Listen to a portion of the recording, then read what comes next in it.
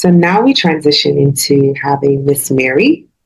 Miss Mary is a financial professional with the World Financial Group and an education consultant with Heartland Institute of Education. She supports individuals with developmental disability, and she's passionate about the work she provides, such as financial literacy, education, inclusion, and in helping communities through awareness and growth. As I've highlighted today, our mission today is provide opportunity, awareness, and growth. And thank you, Miss Mary, for coming today. We don't take it for granted. Can you please tell us about your journey into financial education and how it intersects with your passion for developmental services? Good afternoon again to everyone. And so my journey in the financial institution, well, my first degree is in accounting, so I have always been in the finance world. I only switched and go to the health industry when I migrated to this country in 2008. And everybody that I was talking to, okay, I'm an accountant, how can I start my career here? They were like, no, you can be better in nursing. The assurance of nursing, no, they need you. Go get some degree in nursing and go there. I was like, is it angels speaking to me or what? Okay, let's do this. So I went back to school, University of Maryland, graduated with a degree in Bachelor of Science in Nursing, and I started my journey in nursing. But along the line, I have passion, it's good, but your first passion is always your first passion, right? So I was in contact with some lady and at my job, so they were like, you know what, I can show you some opportunity in the financial industry. And I like, okay, I already have a background in finance, and what is it you want to tell me? But when they started educating me about my own personal finance, I was like, whoa, hold up. Because in the financial industry, we focus on corporations, right?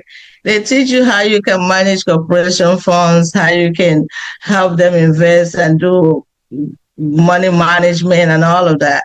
But what about me?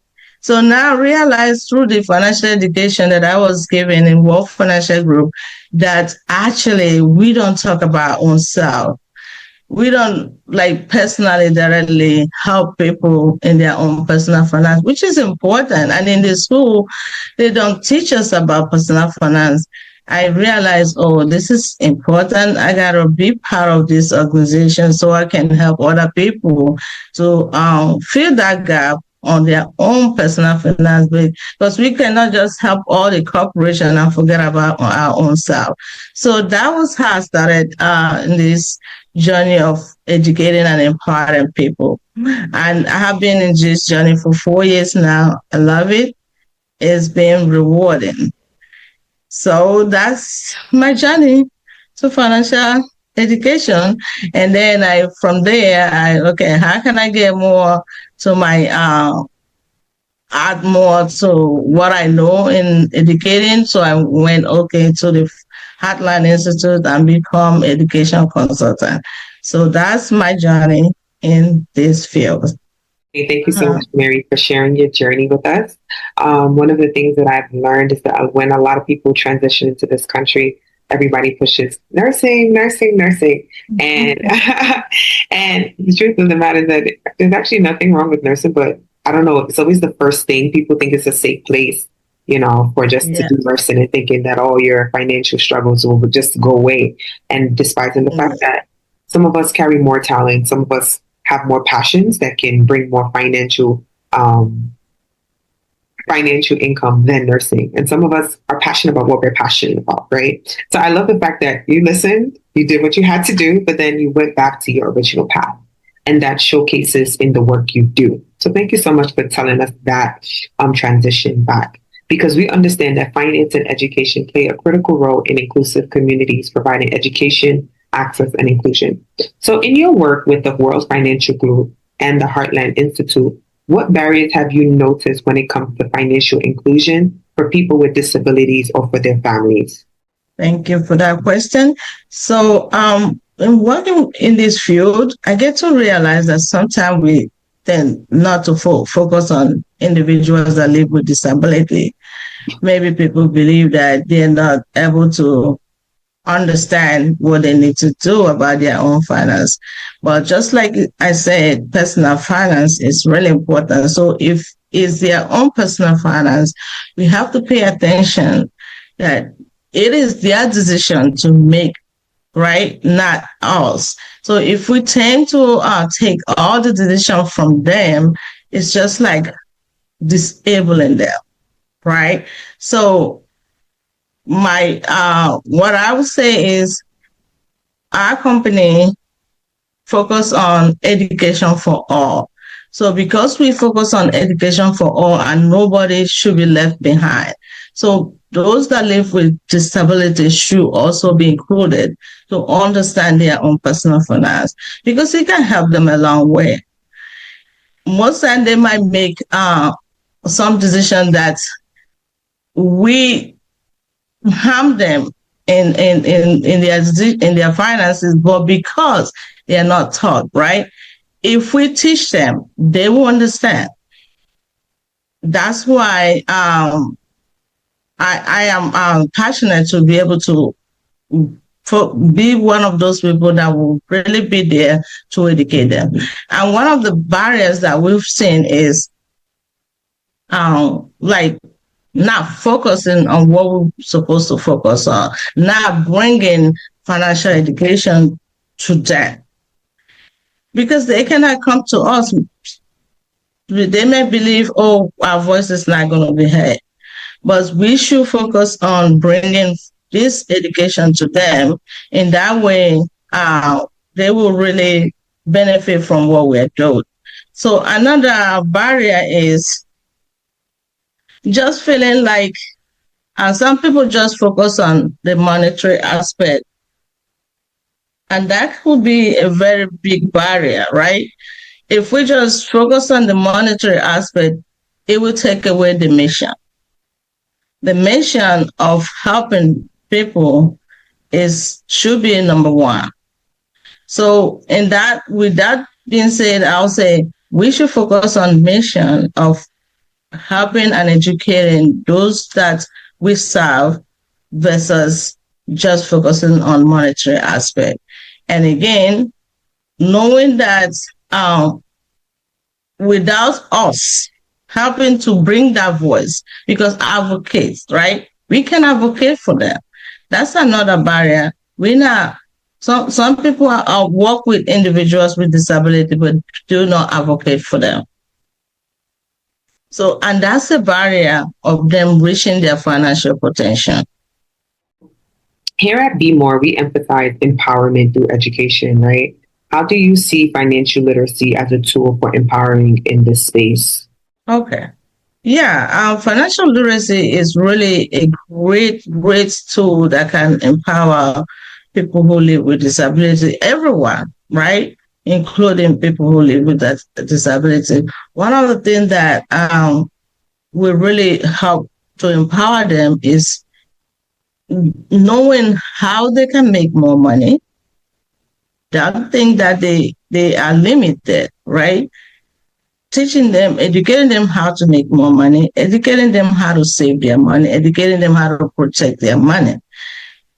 With that being said, there are places that can hire them. I have 10 years of experience working with individuals with disability. And one of the things that I created while working with them is making sure those that are able to work, go to work. So I talked to the directors and I told them there are places that can hire individuals with disability, even if it's washing plate. So we go to a restaurant and I negotiate with them. Can they come in? Can they wash plate? And you pay them whatever that is due, like you feel you can pay them. And from there, they're making extra money to add to whatever they have, right?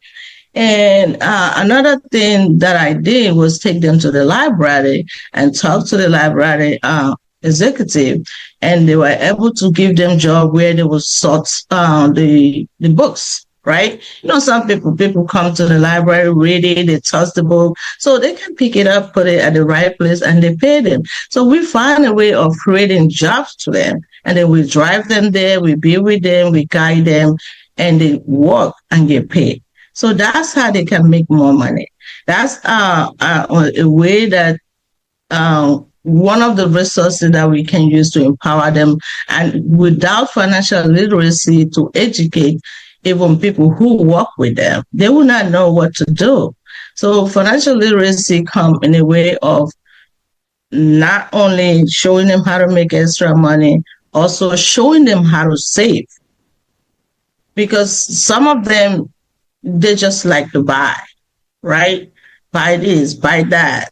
They don't know that, okay, if I can save $1 a day, in the 30 days, I can have $30, right? And if I can make a step forward to put that $30 in a place where it will have maybe compound interest or any kind of interest to grow, I will have even more money. I used to work with one of the individuals that I work with. Here we go, so much talent. I can't even do it because anytime he go play lottery, he win. I don't win. You see, he has that talent, he has that blessing to win. And he will win something like maybe $300. And he will tell me, I want to buy a shoe. That shoe costs $200. I don't want it. I'm like, okay, can we just buy a shoe that costs $50 and save the money? No, that's okay. Let me show you. Let me show you. If you buy $50, look, in the next month, you can buy another one. Now you have two shoes. And he said, oh, and then he will agree with me.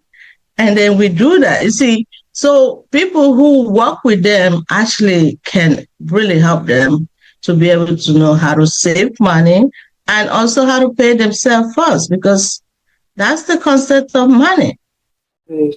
And what do you think is very important? How can we provide access for individuals with disabilities? What are some of the ways in which Heartland does it? What are the ways you think financial literacy can empower them?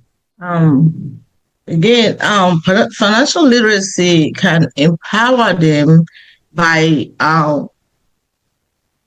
showing them some resources that they can use. Depending on who we're talking about, right? Some people have some type of funds already.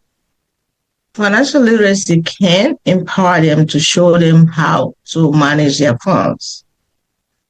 Then some people, maybe they are just in that space where they don't understand. It depends. When we talk about individuals, some have like higher function to really grab concept quickly as they teach them.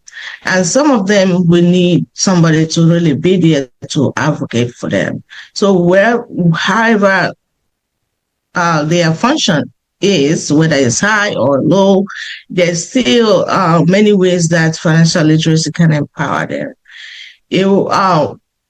Being that we are licensed and to do this, we will come up with a strategy. We can help them set up a plan. We can help them set up a goal of what they're focusing on achieving and steps to help them achieve that goal. So that's some of the way that we can really work with individuals, but it has to be in different capacity because everyone is not the same. It's not one can fit all. So no matter who you're working with, we need to kind of understand where they are in their own personal finance. And then we set up a goal.